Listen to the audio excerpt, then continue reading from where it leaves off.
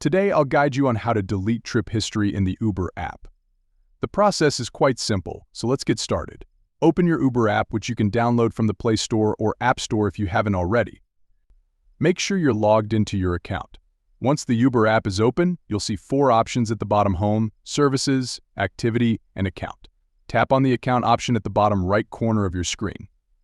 You'll be taken to your profile, where you'll see various options such as Help, Wallet, Trip, Settings, Messages, and more.